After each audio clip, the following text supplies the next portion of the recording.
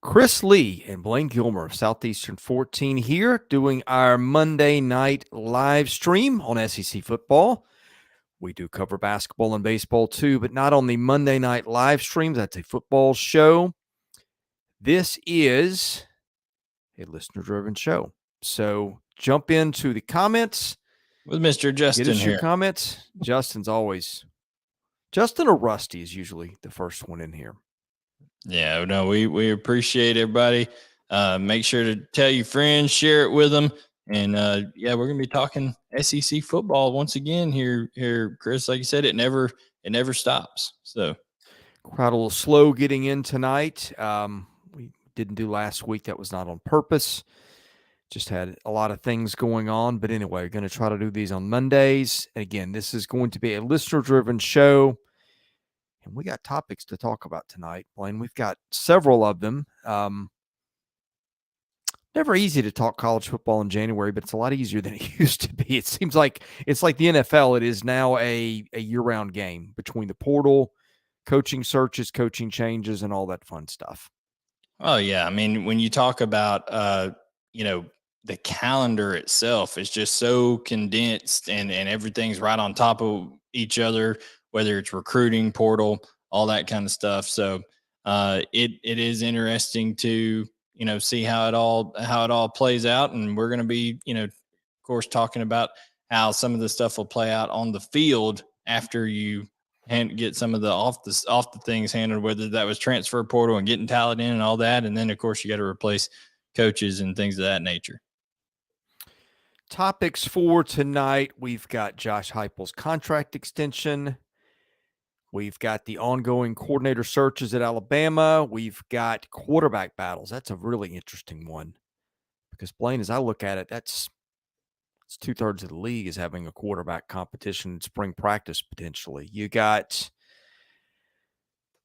maybe an offensive coordinator search at Georgia. You'd have some info on that, I'm sure. We've got National Signing Day, which may or may not be important anymore. Why or why not? And then we've got some top 25s starting to roll out too. I don't know if you've noticed. The Athletic had one. ESPN's had one. So we got lots of material to talk about. But once again, we will also talk about whatever you'd like to talk about. So hop in that comments section and ask us something. Absolutely. And isn't it amazing that Wednesday is signing day and it's almost like not on anybody's radar just because of how, prolific it's become to sign early and enroll early, in December. It's almost like that signing period is just forgotten now. And it used to be one of the most exciting days really on the college football calendar. People would, want to see, all right, because it was all done at the same time, Chris, and everybody'd say, okay, who's going to flip? What's going to happen the last minute, things of that nature. But now much of the drama has been taken out of the regular signing day, as I like to call it, in February, or the where you kind of tidy up your class instead of get it all going. So that is an interesting deal. But you mentioned quarterback battles. Well, but before you go there, I want to tie up a loose end here. And we didn't talk about this much ahead of time, but there's been some talk of that day being moved, the calendar being moved around, that sort of thing. Yeah. Where do you think 5 years from now, and maybe 5 years now might seem about as like 50, given the way the game is changing. But here's what I'm getting at. Let's say 2 years from now, where do you see signing days being? I mean, I think it's going to end up being a thing where if guys know early on that they can sign probably before their senior season, like in August, it'll be like an August 1, and then I think it'll be February 1. Like I think it'll be either or. There'll be that kind of thing, because it's just unfair to the coaches themselves what they have to go through, especially if you're playing in a championship game and things like that. What all is going on? Absolutely crazy, the calendar. And I know many coaches are advocating for a change of that timeline. So I think that's what you'll see here. Hey, we got some people tuning in here. We appreciate you coming into the stream. Make sure you hit the like button when you come in, and go ahead and drop something in the comments. As you see Rebel Munchkin comes in. He says, how good is Spencer Sanders, Chris? So that's our first question right off the bat. We said, listener-driven show. How good is Spencer Sanders? Well, that's a good place for our quarterback battle discussion to start. And you've probably seen Spencer Sanders more than I have. He was was it a 4-year starter at Oklahoma State? Yeah, 4 years. Yeah, and no relation to Barry, by the way. I think that came up on our off-pod discussions. But yeah, I mean, that is an interesting battle in Ole Miss because you've got 3 guys, including Walker Howard from LSU, who's transferred, Jackson Dart, who transferred from Southern Cal a year ago, and presumably would be the starter. But my buddy Neil McCready, who covers Ole Miss and does a tremendous job, he's the best guy on that beat. Neil has a podcast that if you're an Ole Miss fan, you need to listen to, and he does it just about every day. Apparently, the way it is going to work is that Walker Howard is going to be no worse than the number 2. So one of Sanders or Dart is going to be 3. The reason behind that is because once you get into the season, 3 is not getting any reps. Yeah. So that was the understanding, according to Neil's podcast, on how things will work at Ole Miss. So that means either Jackson Dart, the returning starter, or Spencer Sanders is going to be the 3. And that's going to be very interesting to see how that all goes down after things are settled in the spring. Yeah. But you know what? It's very interesting, the mindset that you have to have. It's really in a competition like that, Chris, it's either kind of, let's say, not to be too dramatic, kill or be killed, right? And I put out a tweet. I put out a tweet of Jackson Dart's father, him and his son going on a hunting trip, killed a huge mountain lion out there, out west. I mean, massive. So Jackson Dart is already getting in the mindset, and his dad was out there saying, listen, things are getting serious out here. And I don't know. So if they're doing like some Rocky style training out in the frozen terrain and killing mountain lions with their bare hands, or what's going on. But Jackson Dart is not going to take it laying down, so to speak. I'm going to get this picture. Hey, if you can dodge a mountain lion, you can dodge an edge rusher. There you go. Hold on, I'm going to throw this picture up on the screen here, so people can see it. Let me see if I can share this screen. Look at that mountain lion. Holy cow. Look at what they killed. So Jackson Dart is ready, folks. He is ready to take on all comers, including Spencer Sanders. But to answer the question here from Rebel Munchkin, I think you're looking at 2 totally different styles. Put that up again. Hey, how far back were they standing behind the mountain lion? I don't know. Because that lion's head looks okay. I mean, obviously, it looks a little bit better with the. His head is like twice as big as Jackson Dart's. Still, okay, that's still. Hey, Justin Hahn said Oreo would have killed it too. So there you go. But no, listen. When you're talking about a quarterback battle, Spencer Sanders is a very good college quarterback. But quite honestly, I don't know if he's any more proficient in throwing the football than Jackson Dart is. Both of them are going to be able to beat you with their legs. They proved that this year, but when it came time, Chris, in crunch time against Alabama, needing to throw, Jackson Dart came up short. There's been times in Spencer Sanders' career with Mike Gundy there at Oklahoma State, they needed some throws. He came up short. So I think in that Lane Kiffin offense, obviously you've got Quinshon Judkins there and those talented running backs that are able to run the football behind a good offensive line. You're going to need a quarterback that can make throws that are opened up by that running game. Yes, it's helpful to be able to use your legs, but I think Walker Howard's going to get a long look. Like you said, I know he's there for the long haul and things like that, going to be at least the number 2. But I think he's going to get a long look because I think he might be the most natural thrower of the football. Now, people could argue as well, you don't bring in a guy like Spencer Sanders with only 1 year of eligibility and not playing. That's kind of how you get a bad reputation in the portal. And Lane is the portal king, as we like to say. But Listen, there's 3 viable options at Ole Miss, and I'm thoroughly excited to see how this spring goes down. Is that the most interesting quarterback battle in the league, in your opinion? I think Georgia's is pretty interesting just because Yeah. none of them have, really played in terms of substantial snaps. Carson Beck, Brock Vandegrift, Gunnar Stockton, all tremendously coveted out of high school 5-star type guys. Carson Beck was committed to Alabama at one point. Brock Vandegrift was committed to Oklahoma. Gunnar Stockton was committed to South Carolina. They all started out committed somewhere else. They flipped to Georgia, and what do they have to do? They have to sit behind a 5'11" former walk-on and watch him win back-to-back national championships. Now get their chance at things. So I think that one's fascinating as well. I don't know, Chris, the other team you see over my shoulder here, LSU. I don't know. A lot of people starting to talk like Daniels is the preeminent favorite there. I don't know how you don't look at what Garrett Nussmeier did in that SEC championship game and not give him a really strong look going into this year. Well, let's hit the pause on a second. And then I want to run through where there are going to be battles, and we can sort of handicap. And to me, the Ole Miss one is still the most interesting one because it's got that dynamic of you just brought in 2 guys from the portal to compete with the guy who was your starter last year that you brought in from the portal. And Lane Kiffin's involved. Yes, Lane Kiffin's involved. You have all these dynamics of,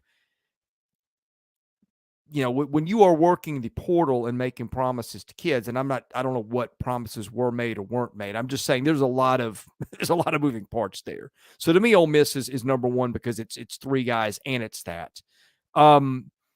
Let's work this from the other end. And my quick math, teams that do not have a quarterback battle. At Vanderbilt is going to be A.J. Swan. At South Carolina, it's going to be Spencer Rattler, I would presume. Mm-hmm. At Arkansas, it's going to be KJ Jefferson, and at Mississippi State, it'll be Will Rogers. Are there any other schools? Auburn. Where? Okay, it's going to be Robbie Ashford. There's no way that it's going to be one of those other guys. Well, and I was just saying that because there was a coaching change there. Well, I guess there was at Mississippi State too, but Will Rogers, I wouldn't think is going anywhere. So, I think Auburn. I think Robbie Ashford's safe. I think Robbie Ashford's safe. And then, of course, Kentucky as well. Devin Leary's going to be their quarterback. There's that. Devin Leary's. Juan pointed out something interesting here. Do you remember what Ole Miss did a year ago? I believe they played both those kids in the first 2 or 3 games. Yes, which Ole Miss had the luxury of doing that a year ago. Now, I've got the schedule. I'm glancing to my right here, and let's see. Ole Miss opens with Mercer, and then I think that's Tulane second, followed by Georgia Tech. So Tulane will be pretty good, but you got a little time against Mercer. I don't know what kind of shape Georgia Tech will be in. It got better under Brent Key at year's end. But that's just Juan's question made me think of that. Yeah, no doubt. I mean, listen, they're both dynamic guys, but I think they're both similar. I think if you're going to play 2, why not play one of those and Walker Howard? You know what I'm saying? Because I think it's a little bit different type of deal here. Justin, you see our logo here, guys. The insignia there implies he's a member of the Just Means More tier, $3.99 a month. We'll make sure to get all of your stuff up there. Ole Miss QB strategy is more confusing than the storyline of Lost for sure. Absolutely. Yeah, that might be the comment of the night. How can we say this is all right? Sam is going to get me riled up here off the bat. I think Sam's right. I don't know. How can he be? Well, because what does it have? The competition's pretty good there. The competition is good, but I agree. I think Joe Milton should be the quarterback. But I don't know how you manage that if you're Josh Heupel, because now the Spire Group is what I believe the collective for Tennessee is named, and they have reportedly signed him to a NIL deal. Nico Iamaleava, I believe is how you pronounce that last name. I'm just going to call him Nico for short. I was going to let you try to pronounce it. So they've signed Nico to reportedly a NIL deal that's worth anywhere between $8 and $10 million over his tenure in Knoxville. I know this, and Nick Saban said it at a coaching clinic when he was just starting at Alabama and he was coming off his tenure with the Miami Dolphins. He said, listen, the Miami Dolphins owner called me up and said, hey, we're going to pay so-and-so this $10 million signing bonus. Okay. Do you think he's worth that? And Nick Saban's answer was, I don't think any of them are worth that. He said, but if you pay him that money, he will be starting for us, is what he told the owner. So what I'm saying is, what happens if Joe Milton goes out there, doesn't perform just stellar right off the bat? There is going to be immense pressure from those people who are footing the bill for that NIL deal that got Nico Iamaleava to Knoxville as a prospect.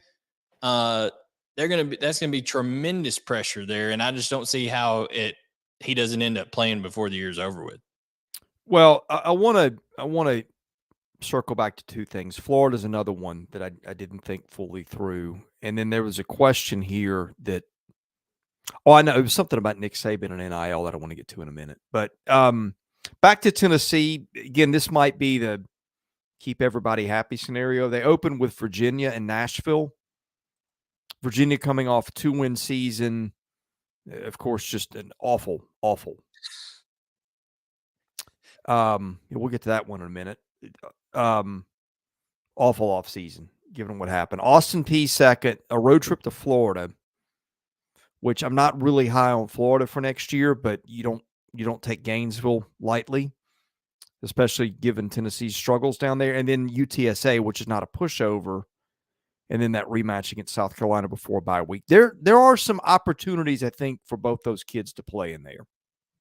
No doubt. I think that they could do that, but like I said, you run the risk when all this NIL stuff is involved. And Lane Kiffin himself has said this at Ole Miss. He said eventually it becomes like guys are pseudo owners, okay? And ownership a lot of times to NFL coaches and franchises, especially ones that are, have high draft picks that they've drafted at quarterback, that the coach would really like to sit them, Chris, for a year or so. What ends up happening? They end up getting forced in there because the owner says, I want this guy to play.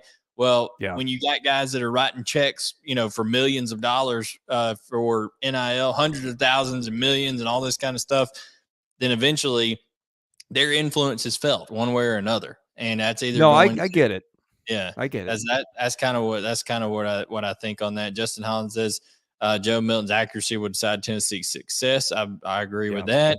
His $5 super chat, he said, is the real QB battle at Vanderbilt for second straight, especially with AJ Swann's injury history. I am not even going to pretend to know who is in behind AJ Swann. That is all you, Chris. Go ahead and tell us what that second string race looks like. Well, yes, it is his job. No doubt about it. That's why Mike Wright's not there anymore. Their third stringer last year who never played was Ken Seals. And remember, Ken Seals was a kid that the year they went 0-9 in an SEC-only schedule, came in as a true freshman, won the job, and had, I think, 2 or 3 300-yard passing games. Yeah. 2021, he got hurt, 2 or 3 injuries, wasn't the same kid. But it's not often you've got a second stringer who's been in your program for 4 years and has done some good things at times. So I think a healthy Ken Seals could, that could be a situation where if Swann goes down, and given his injury history last year, I would think it's likely he's going to go down at some point. I think they've got a very capable number 2 there. Yeah, Rusty, we want to let you know we see this. We see your question on Enos coming back to Arkansas. We'll get back to that in just a minute, probably when we talk about Arkansas, quarterback situation, even though we know it's going to be KJ Jefferson. But we'll get back to that in just a minute. Just talking about these quarterback battles right now. We mentioned Ole Miss. We've talked about Tennessee's there, of course. Talked about Georgia. Georgia, highly coveted guys. None of them have a lot of experience. Luckily for them, those guys that are in that competition, they're going to have plenty of weapons around them when they step in. An experienced offensive line, a center in Cedric Von Granger, who may be the best center to play at Georgia. And that's one of the higher praises because Ben Jones, David Andrews, some of those guys have come through there. He decided to come back. So they're going to have a lot of experience around them, a really talented defense around them, probably be the number one team in the country. But Chris, that's a lot of pressure to when you're following a guy who became a folk legend over there at Georgia. One more that I think I will be surprised if it's not this that I forgot to mention. Graham Mertz will be the guy at Florida, right? Am I missing something there? By default. Yeah. Because Jack Miller could play, but yeah, that's true. Miller has played before, right? He was at Ohio State, he's played a little bit. Listen, I'll be honest with you.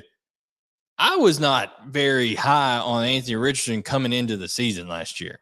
I know he's athletic as all get out, and I thought Jack Miller actually looked really good in Florida's spring game a year ago. Of course, it was against, when you take that defense that they had and you split it in half, that's going to be even harder for somebody to look bad against. But Jack Miller, I wouldn't be shocked if he ended up beating out Graham Mertz. I think it is Mertz to lose. But yeah, that's an interesting one there when it comes down to it. Kyle R mentions one, Missouri. I think this one's fascinating right here. Yeah. He's got a good point there. Yeah. Garcia just transferred in from Miami and has played 9 or 10 games. And he transferred from somewhere else before that. I think USC, maybe he was at USC and then Miami, and now he's going to be at Missouri. And you got Sam Horn there, who I saw play baseball and football here in the state of Georgia at Collins Hill High School. Many people were surprised he ever stepped on campus at Missouri. They thought he would get drafted out of high school into the MLB draft. And I guess, is he going to be the Friday starter for Missouri in baseball? Like he's a super talented. No, I talked to Gabe Yarman about that last week, and I think he's on football scholarship. The expectation is that he will be doing football things first. So we'll see what's left for baseball. I don't know how that will shake out. That's not definitive, but yeah. So he's not technically pursuing baseball anymore, or is he still? No, I didn't say that. I mean, and I'll find out. Missouri is nobody covers that baseball program, so I don't know really what's going on there yet. Now, give me a week or two, and I will. Yeah, but yeah, that's an interesting one.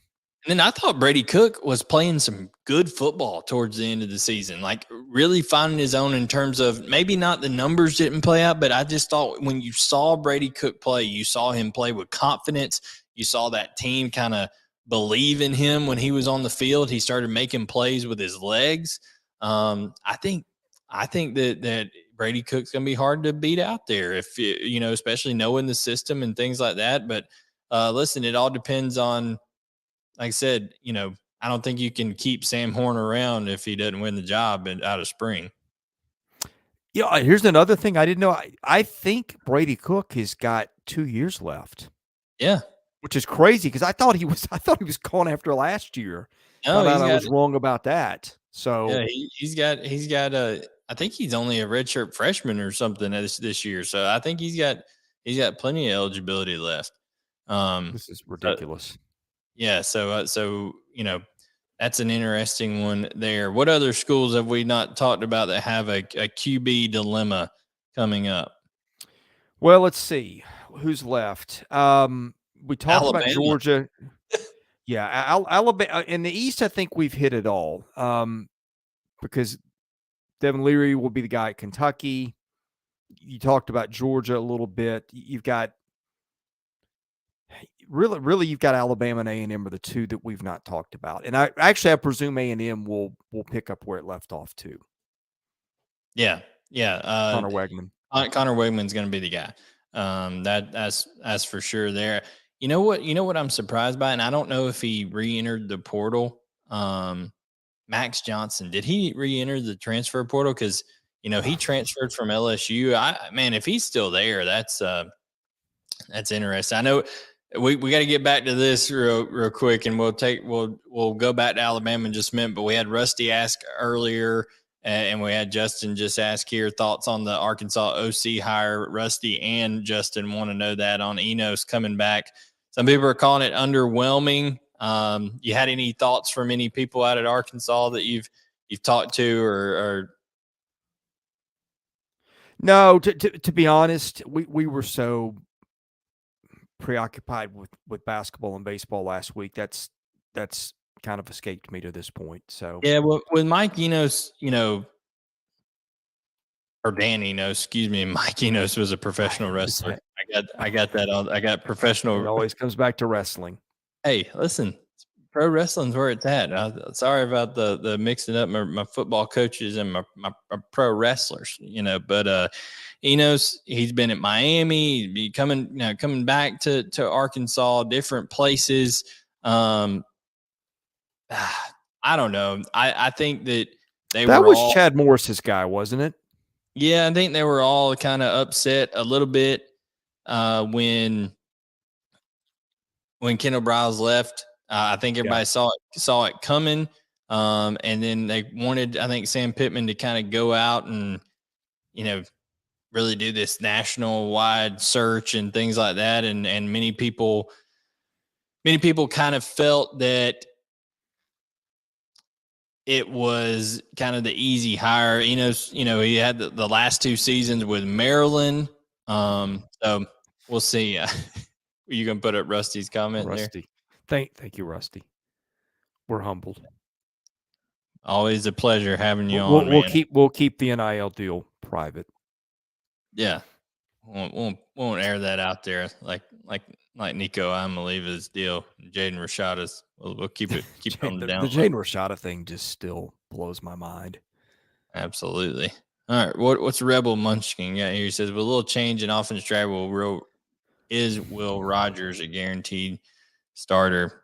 I mean, like Chris said, I just think he's gonna be so hard to beat. I don't know how you can't. He's a team leader. He's completed like 9,000 passes. I presume Mike Wright is their backup. Yeah. Mike Wright's not better than Rogers. I've seen them both play a lot. Yeah. Right. No, Wright is a completely different guy. Completely.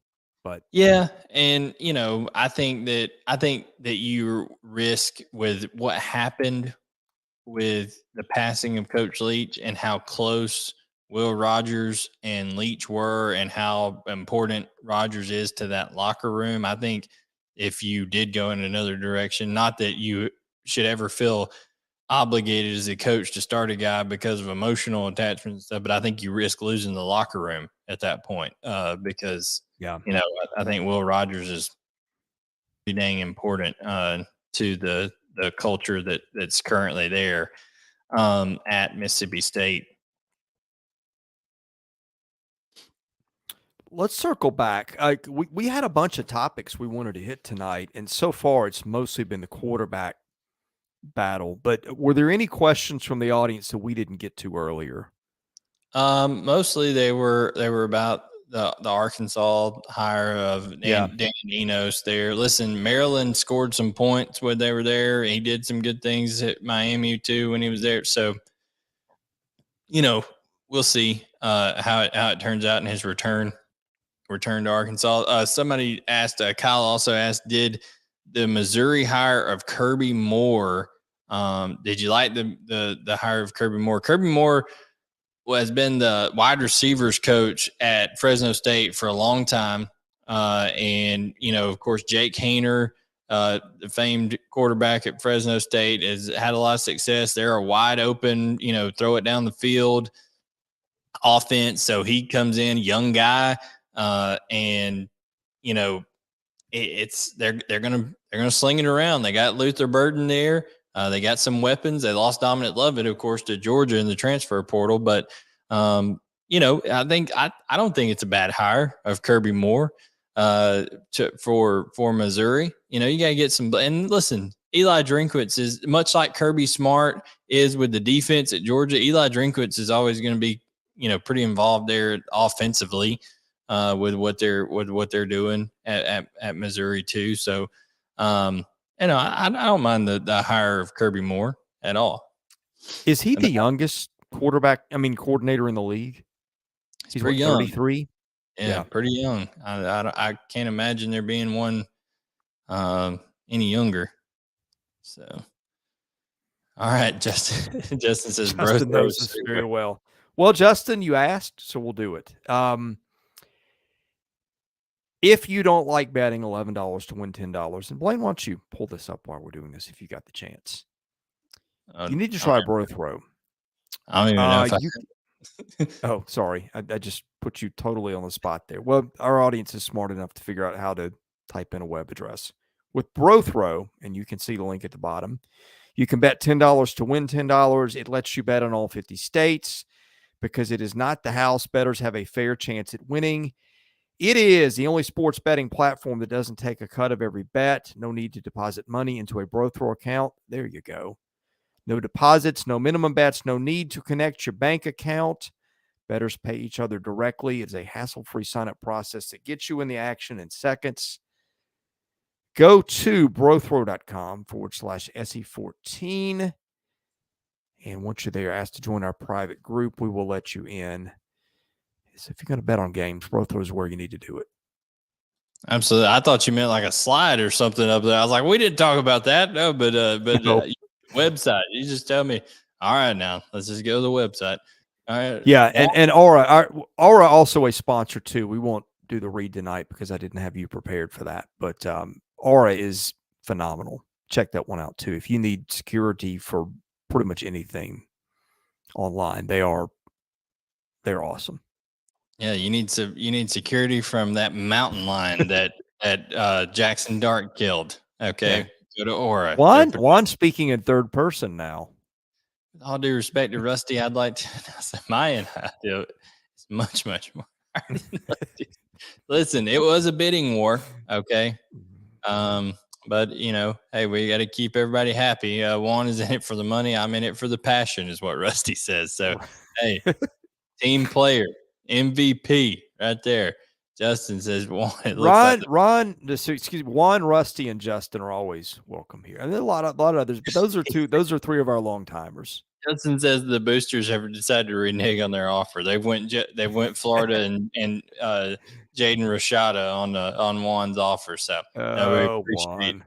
we appreciate it. This is what it's all about on these live streams. We love the camaraderie. We love you guys tuning in and asking your questions. We've talked about quarterback battles. We do need to get to one more quarterback battle, and that is Alabama.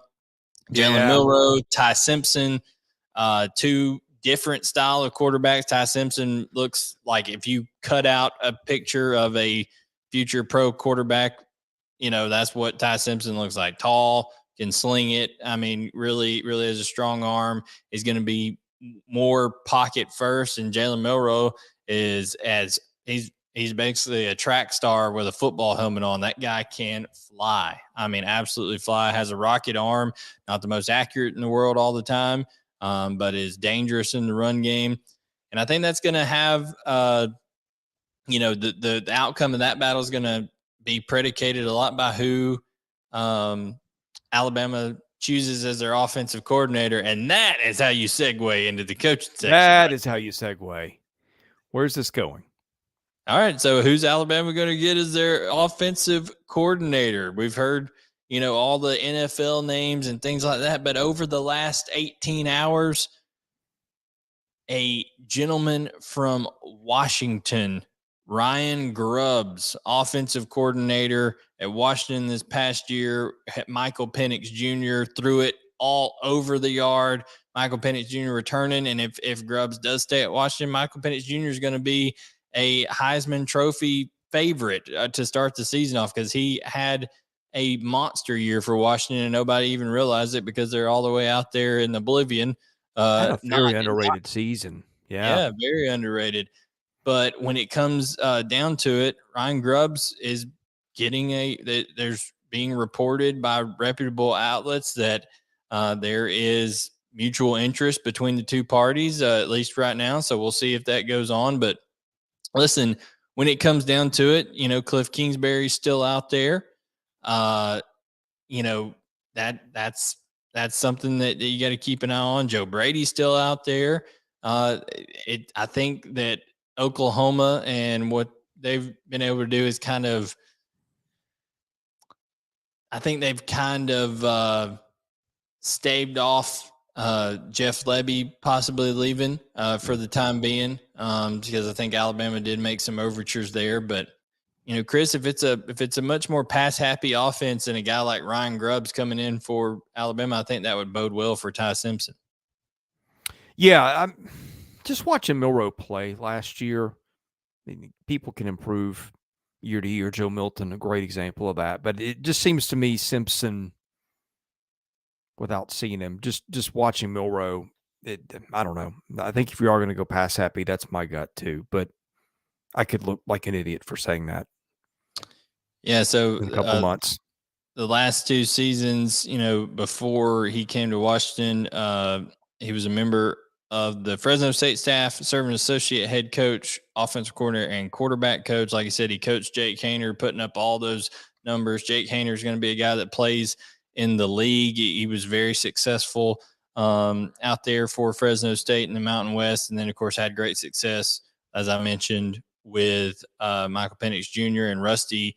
It was astute to mention that Penix Jr. had so much success that Brock Huard's son, who was obviously a legacy of Washington, Huard having played there, has entered the transfer portal. So, because that's just how successful Penix was. I think a lot of people thought that Huard would end up winning that job, but Penix Jr. just played so good for Grubbs that they're going to end up going back with him once again. So that could be the interesting thing there. One ask, has Glenn Schumann interviewed for DC at Alabama yet? I don't even know that an interview will take place, quite honestly. Just because I think Glenn Schumann's pretty committed at this point to staying at Georgia, at least for another year or two, because I think he has aspirations of being a head coach. And I just think that with the situation he's in there at Georgia, I just don't see him. I don't know. I don't see him leaving right now. Now, he is an Alabama alum. His wife's an Alabama alum, but he's immensely loyal to Kirby Smart, who kind of gave him his first big break there in the coaching profession. So we'll see. Not as of yet, to my knowledge, Juan, on that one. Any guess on where Bama goes on that side? Jeremy Pruitt is getting a lot. Oh yeah, that's right.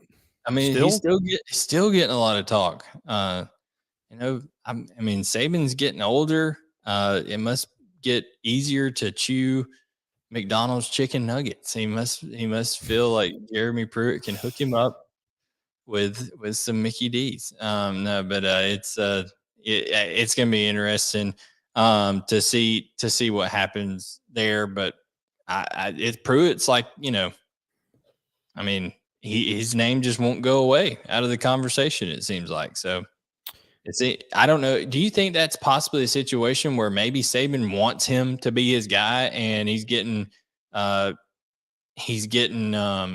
pressure from the league office, from Sankey, saying, "Nah, I don't know if we're ready for this"?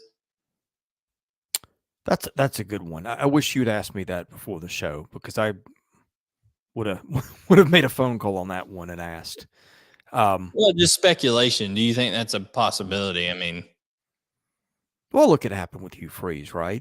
Yeah, but that took years, and it hadn't been that span. That took 5 or 6 years. I don't think that's been the same amount of time. So now Hugh Freeze had multiple issues. So Rusty said, "You sure those are nuggets in that McDonald's bag to look like?" Oh my god! Oh, that's a good one. have left? What I had heard before last season was that the pandemic had sort of renewed him. He missed the fans, things like that. Like, you don't think of Nick Saban as this is come off harder than I mean it, is a people person, but he missed the fans and things like that. I think more than he realized when they played with limited fans and none of that. I think that re-energized him. I think the little situation he's gone through with sort of losing the throne to Georgia the last 2 years, it's a challenge for him now. It's probably more of a challenge than it's ever been looking at their roster coming into this next year. I don't know. I think he's still got a few years left. Now, I don't know if it's what Joe Paterno coached till he was 80, 81? He was actually dead. They just brought him on the sideline as a corpse. It was like that song, "Prop me up beside the jukebox if So I you're die." alleging that was a weekend at Bernie's situation. That's what they did. with Joe That's what they did. Paterno. He was Okay. embalmed. He was embalmed and put out on the sideline. That's actually what happened. Nice. Fun Nice. fact there. Nice, Blayne. No, serious. And then so hey, Juan says I'm spot on tonight. I appreciate that, Juan. Correction, Chris. Bama has been surpassed. Georgia's back-to-back defending national champions. They're best team in college football. I mean, that's just what's happened.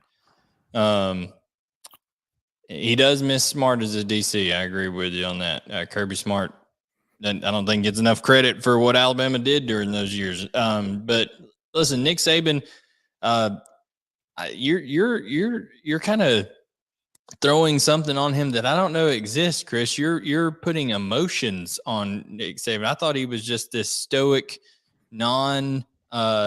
impenetrable shield of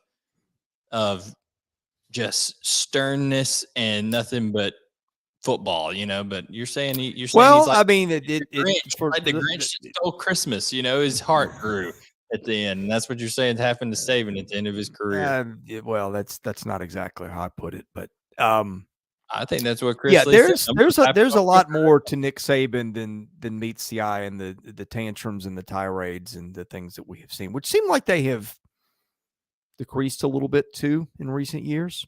On blood pressure, do that to you. You get older. Well, grandkids too. Grandkid. Miss Terry probably does like Nick. Can't you hear that after the game? Nick, you got a little too hot there on the sideline. Listen, your doctor said you can't redo it. Did you ever watch The Godfather? Like even the Godfather around his grandkids, he was they putty in their hands. I mean, if the Godfather can do it, Nick Saban can do it, right? Yeah, that's it. Football and oatmeal cream pies. Don't even know what that's in reference to, but that's Nick Saban. That's Nick Saban. Okay. Little Debbie oatmeal cream pies. Isn't that like a staple of his diet? Yeah, no, he does like oatmeal cream pies. He thought he could get one more with Bill O'Brien, and now their scouting has fallen off. It's hard to say that their scouting's fallen off just because they do have the number one recruiting class in the country. Well, but Chris might have a point, and let me give you Exhibit A and B. Their offensive and defensive lines. No, look, the bar for that is incredibly high. But we have talked about how it seems like every year Alabama would have a first-round left tackle, and then maybe a right tackle who'd be left tackle the next year, who'd then be a first round. That's player development. Is it? Well, if they're talented, they've always been talented, but maybe they're not developing. Well, didn't you have to prove they got worse at player? It was one of the two, right? I just don't think something. It seems like Alabama has had just first round defensive, and you can go look this up. Maybe I had this discussion with Blake the other day and not you. No, it was me. Quentin Williams back in 2018 was the last time they had a first round defensive lineman drafted, and that's just unreal to think of at Alabama because they were just pumping them out right and left. Yeah, so I don't know if it's evaluation or development, but it's not. They are not on the trenches what they once were. Here's one thing. In the trenches on offense, and here's the scariest thing for Alabama. every position except center, and they're too deep. They're projected too deep right now. The second guy is a true freshman, and that is scary. I'm just telling you, good. Even as successful as LSU was, and they had tremendously talented freshmen at tackles last year. Anytime you're having to play tackles, anytime you're having to play tackles that are freshmen, guards that are freshmen in the SEC, good luck. I don't care how talented they are, because it's a different ball game. Boy, everybody's jumping in on the decline of Alabama tonight. Yeah, listen. When they're at the top of the mountain, they make a lot of enemies, over the years, and that's where they have. And now the tumble has kind of started in terms of what people relatively think, but realistically, it's such a double-edged sword when you're talking about Alabama, because Chris, we're talking about they were, 4 points or whatever away from being undefeated, but they were also about 6 or 7 points from having 4 or 5 losses. Right. So I mean, just crazy on the year. What was the year? Was it 2012, 13? They had a year that was kind of like that, where they lost some close games, didn't make the playoffs, ended up like 7 in the country, and then roared back, and everything was back to normal. Yeah, I don't know. You remember the year I'm talking about? Yeah, I do, but it just seems like harder to do now with the world of NIL and transfer portal and people being able to turn over rosters more quickly and things like that. It's just a little bit different. Chris says when you're begging a QB for 7 figures to come there, you have zero faith in your QB room. Chris got to what I wanted to get to earlier. Did you see the thing about, I can't remember where this popped on Twitter last night, about someone wanting I think Outkick guarantee to come back and get my girlfriend into law school kind of thing? Yeah, I think he was talking about JV and Coven there, and a current player.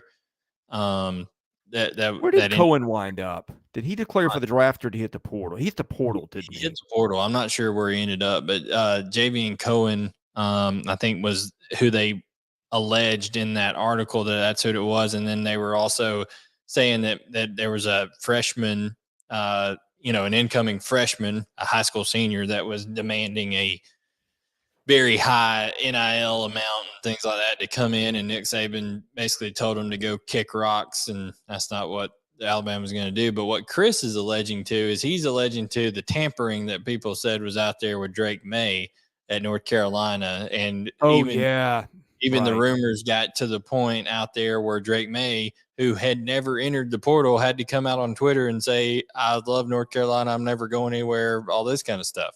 So, and Mac Brown got all kinds of, case of the red tail about it, as old Roy D. Mercer would say back in the day. Mac Brown was not very happy about that. So I think you caught that earlier. Let's see, what do we got next? We had a list of things to talk about tonight. But you guys can drive. Whatever you want to talk about, let us know. We did have one thing. The Josh Heupel extension. If people didn't see that, Josh Heupel within the last week got extended to 2029. Is it $9 million a year starting next year? Did they raise him for all the years, or is that just the back end? I could not find specificity. I just remember seeing $9 million a year. Listen, Josh Heupel has brought more excitement to that Tennessee program in the last 18 months, and it's been there in a long time. So that's something that that Tennessee program should be very excited about. And just based on SEC coaches and the market out there, it's a well-deserved raise. I made a joke out there. I said, imagine how much money Heupel would have got if Clemson was actually a good football team. Because they, that was the last thing people saw so. Oh my goodness! Look at what Justin says. Oh, Justin's on fire tonight. Oh man, listen, I think he can buy a couple with what he's making. Heupel's certainly not at his Oklahoma playing weight anymore. That's for sure. But basically, I don't know how you can and coach in the SEC. Go back and look at pictures of when Kirby Smart first started at Georgia and what he looks like now. It looks like a two-term presidency that's come through there. It really ages people. Crispy says people call Heupel fat like Mark Stoop doesn't walk like a man. Oh my gosh, y'all are too much. I hope I don't ever start. Not our adding, audience's finest I hope moment we don't ever tonight. start adding some weight. You guys would be brutal. Oh man, it is interesting. So we got 10 minutes here left on the stream. We're gonna go another 10 minutes. What are your guys' topics? What do you want to talk about? We got signing day that we said we were going to talk about a little bit. How it doesn't really matter anymore. Basically, the February 1st signing day. Oh my gosh, this is too good. He says he has Jared Lorenzen's college body type, the doughboy himself. And hey, they're both left-handed, so there is some commonality between Heupel and Jared. Jared Lorenzen. My goodness. SEC gold right there. The Pillsbury throw boy at Kentucky. He made. Let me tell you something. He could play. Jared Lorenzen made one of the most spectacular plays that I've ever seen somebody make. He was in the pocket. I think it was on a key third down, and he was getting pressured by Georgia. The guy comes and pins his left arm so he can't throw the football. He switches to his right arm. Oh, man. And throws the football before getting taken down to the ground. Let me tell you something. Jared Lorenzen had a definite problem with staying away, pushing away from the table, but he did not have a problem when it came to playing football on Saturdays. He was an excellent football player. Sad. Well, he passed away. Was it last year or was it during the pandemic? He was very, very overweight and had a lot of issues. So was he? Trying to remember. I get my time mixed up. Was he the guy right after Tim Couch, or was there someone in between? He was right there close to him. I think he was in the 2001, 2002. Couch was late 90s. Yeah, and I think the reason I remember that play, that's back when David Pollock was at Georgia, and David Pollock was the one trying to bring him down, 3-time All-American that pinned his arm, and he switched to the other arm. In that same game, Jared Lorenzen also made a play where he was getting pressured. He runs out of the pocket and threw the ball backwards, up over his head backwards, and completed a pass in that same game. Tremendous. Go watch some of those Jared Lorenzen deals. Here we go. We got SC Scout guy says it is Nicholas Harbor week here in South Carolina. Listen, if Shane Beamer pulls in Nicholas Harbor, that will be a monumental grab for South Carolina. Nick Harbor is a guy who legitimately could be running in the Olympics in, I think, 2 years. That's how fast this young man is. Chris, he ran a 60-meter dash in 6.61 seconds, and he is 6'5", 235 pounds. He is an athlete. That's like Javon Curse stuff. I don't think there's ever been a guy this Except athletic. I'm not sure Curse was that fast. Curse couldn't run this. This is world-class speed. He runs a 100-meter. I think he runs 100-meter in 10.1 or less, maybe even breaking the sub-10 mark. He is ridiculously fast. Go ahead. I'm sorry. I think his 200-meter time's in the 22.2s or something like that. Can fly. Have you ever heard the? I think it was the Javon Curse combine story. I haven't. I think Curse was. I mean, they nicknamed him the Freak for a reason. I'm not sure that well, that would be unfair. Let's just say that I think they were going to go through all the combine tests, and they were going to do the broad jump. And I guess, I don't know if he was sick of waiting around. It's been years since I heard the story, but apparently he just said, "Hey, if I can jump up and knock one of these tiles out of the ceiling, and they were like 12 feet high or something ridiculous. Can I get out of doing the broad jump?" They said, "Sure." So he just went and did it. Oh wow. No, it's interesting to see how much these guys are progressing over the years. But man, it's interesting to see these tremendous athletes. Nicholas Harbor definitely being one of them. What else we got here before we got about 5 minutes left? Make sure you guys hit like, subscribe, do all that. It's absolutely free. Helps us out. We greatly appreciate it. But what else do you guys want to talk about? If the audience doesn't have anything, we do have some preliminary top 25s that have come out. I don't know if we got to those last week or not. Maybe we'll just save those for next, since we've got Yeah, 4.5 minutes. I don't remember. Honestly, I haven't seen any of those myself, so you'd have to clue me in on those.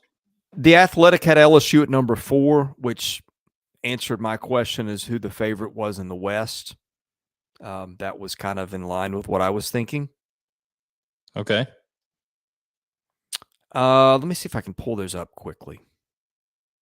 ESPN had one too.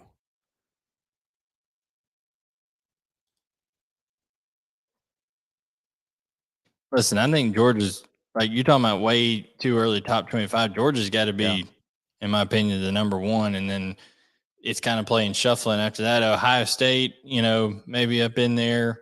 Of course, Alabama, but I don't know. Yeah, Georgia was preseason 1. I'm pretty sure. I'll pull this up if you can cover for me for a minute. All right. So what we got here? Mind sharing who you think the best and worst offensive has. We've also got draft stuff too.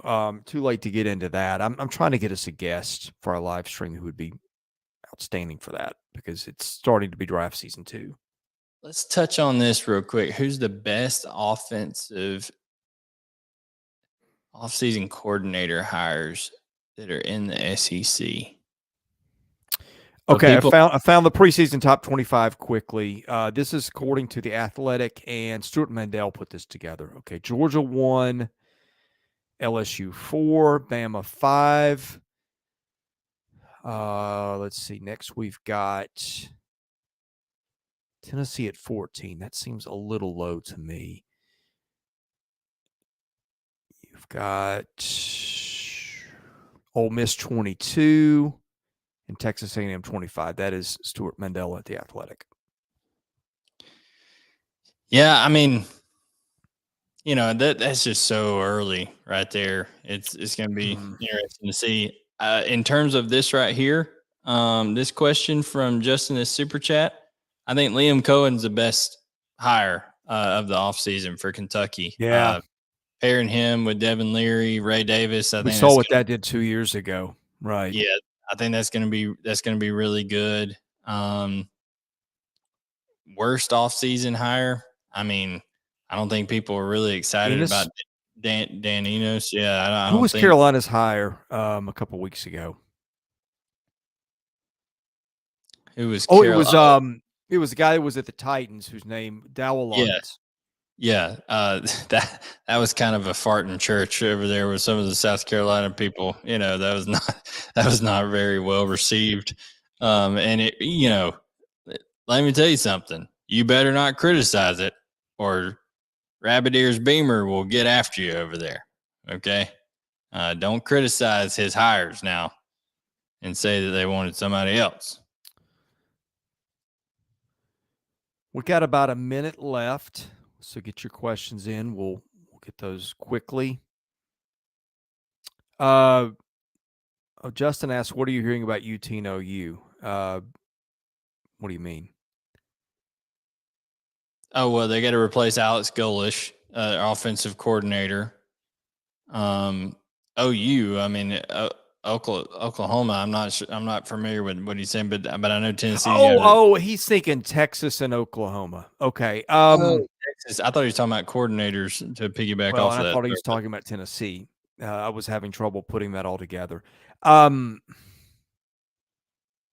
I mean, the last I heard, the thought is they wanted to get out and get in for 2024. Was that where we left off with this? Yeah, there's some reports out there saying they're really trying to push for that 23, but I don't know how that works out monetarily and things like that. 23 is just, I don't know how you do that. 23, really? Yeah, I mean, I saw some things Well, I being mean, floated the out there. schedules are set. Yeah, I know, but money talks. So if they could end up ponying up that kind of money, but that's be a tremendous buyout and all that kind of stuff. So I don't know how that would work out. Parting thoughts, Blayne.